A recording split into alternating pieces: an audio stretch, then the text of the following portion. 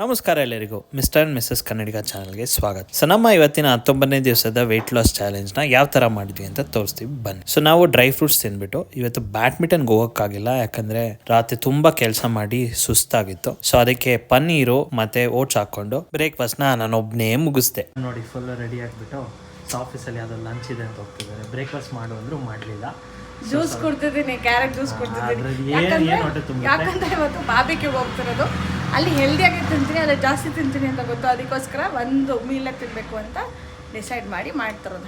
ಹಾಗೆ ನನ್ನ office friend send off ಇತ್ತಲ್ವಾ, ಅದಕ್ಕೆ ನಾವು ಬಾರ್ಬಿಕ್ಯೂ ಬೈ ಪಂಜಾಬ್ ಗ್ರಿಲ್ಗೆ ಹೋಗಿದ್ವಿ. ಇನ್ನ ಒಂದು ಫ್ರೆಂಡ್ ಬರ್ಬೇಕಿತ್ತು, ಅದಕ್ಕೆ ವೇಟ್ ಮಾಡ್ಕೊಂಡು ಹಂಗೆ ಕಾಲ ಹೇಳ್ಕೊಂಡಿದ್ವಿ. ಆಮೇಲೆ ಈ ಶಾರ್ಟ್ ಕುಡ್ಕೊಂಡು ನಾವು ಲಂಚ್ ನ ಸ್ಟಾರ್ಟ್ ಮಾಡಿದ್ವಿ. ನಾನು ಇವತ್ತು ಲಂಚ್ಗೆ ಮುದ್ದೆ, ಬಸ್ಸಾರು ಮತ್ತೆ ಸೊಪ್ಪಿನ ಪಲ್ಯ ತಿನ್ಬಿಟ್ಟು ಮುಗಿಸ್ದೆ. ಊಟ ಮಾಡಿ ಒಂದ್ ಸ್ವಲ್ಪ ಕೆಲಸ ಎಲ್ಲ ಮಾಡಾದ್ಮೇಲೆ ಜಿಮ್ ಕಡೆ ಹೊರಟೆ.